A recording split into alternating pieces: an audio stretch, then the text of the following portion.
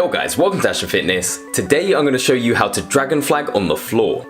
Popularized by Bruce Lee, the dragon flag is one of the most impressive calisthenics ab exercises and takes a lot of core strength to pull off. In this video, I'll show you all the best dragon flag progressions, how many times a week to train, and how many sets to do to achieve the full dragon flag. If you enjoyed the video, then give it a like and subscribe to the channel for more videos like this one. And if you really enjoy it, then remember to share it with your friends on Facebook, Instagram, Twitter, or whatever your favorite social media platform is, so that they can learn how to dragon flag too. To set up for the dragon flag, lay down in front of a low, straight bar and hold onto it tightly with your hands shoulder width apart. You can either do this with your thumbs below the bar or wrapped around it. I personally like to hold the bar with my thumbs under, as I feel like it gives me extra support, but either grip works well, so feel free to pick the one that's most comfortable for you. When setting up for the dragon flag, make sure you're not too close to the bar or it will make the dragon flag impossible to hold. Equally, make sure you're not too far away either for the same reason. Find somewhere in the middle that will allow you to leverage your body in a way that feels comfortable. This varies from person to person, so experiment with different positions to find one that works best for you. Next, tuck your elbows in slightly to brace your arms, then pull down on the bar, lift your torso and bring your legs into a tucked position. Most of your weight should be on your upper back, not your neck. This is important to remember because it will help you to avoid putting too much strain on your neck and your spine. Finally, engage your abs and extend your legs until your body forms a diagonal line. When you're in the dragon flag position, breathe short, shallow breaths and engage your glutes and quads to strengthen your hold. Of course, holding a dragon flag takes some training, so my first tip for unlocking it is to work through the dragon flag progressions. There are 6 main dragon flag progressions: the tuck dragon flag, advanced tuck dragon flag, tucked one leg dragon flag, advanced tuck one leg dragon flag, straddle dragon flag, and half lay dragon flag. The first and easiest dragon flag progression is the tucked dragon flag. I recommend learning this one first and then progressing to harder progressions as you get stronger. If you can't hold a tuck dragon flag, you can build the strength by doing exercises such as hanging leg raises and toe to bar raises. These are not only great for developing ab strength, but also for building the isometric pulling strength you need to pull down on the bar during the dragon flag.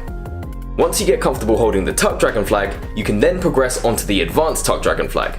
Then, when you can hold that easily, progress onto the one leg tuck dragon flag, and so on. But how do you know when to progress? And how often should you train each progression?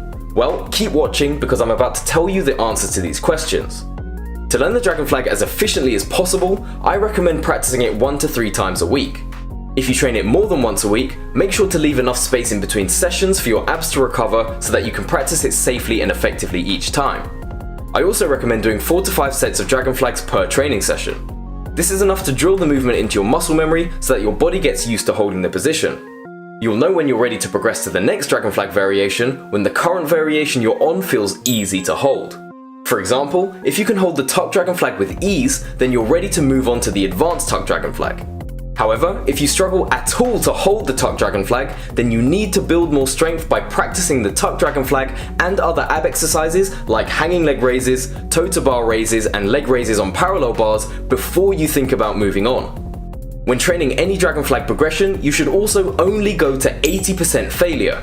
The reason for this is because it's always best to have some strength left over at the end of the set to get out of the position safely. If you hold the progression until 100% failure, i.e. until you can't hold it anymore, then you risk injury because you won't have any strength left to come out of it with control.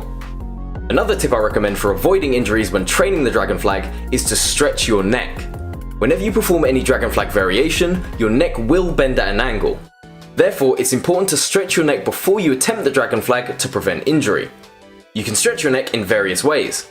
For example, you can stretch the back of your neck by dropping your chin down and towards your chest, the front of your neck by pointing your chin up towards the sky, and the sides of your neck by tilting your head to each side.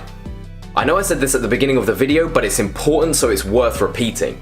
Remember, when you perform the dragon flag, most of your weight should be concentrated on the upper portion of your back, not your neck.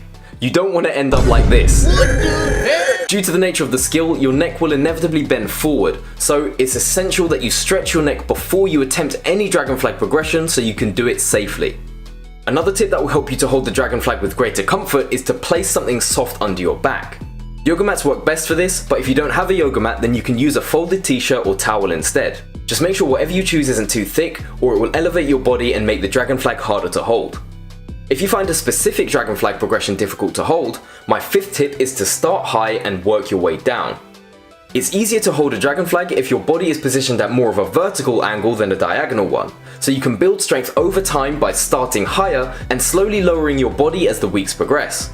This is an awesome way to get your muscles used to holding these positions while feeling like you're making tangible progress. Bonus tip! If you're stuck on a progression, you can also do dragon flag raises to help you break through your plateau. Dragon flag raises are harder than static dragon flags because they put your muscles through varying degrees of tension. The lower you go, the harder it becomes because more tension is placed on the muscles, but this extra tension is beneficial because it forces them to get stronger. Over time, you'll find that this extra strength carries over to the next progression, making it easier to advance with your training. Extra bonus tip! Whenever I hold a dragon flag, I always imagine a steel rod running through the inside of my body, reinforcing and strengthening it. This visualization technique helps me to hold a straighter dragon flag for longer, so I highly recommend giving it a try to improve your dragon flags. Thank you for watching, guys. If you enjoyed the video, then leave a comment in the comment section below. This has been Ashton with Ashton Fitness. Now go practice that dragon flag. Therefore, it's important to stretch your neck before you attempt the dragon flag to prevent straining your neck. Straining your neck? Straining your neck? Why did I say it like that? Straining your neck. Oh, you have strained the vertebrae inside of your neck. Oh, what are you going to do now? You now look like the Hunchback of Notre Dame. Oh dear, your neck will never be the same again.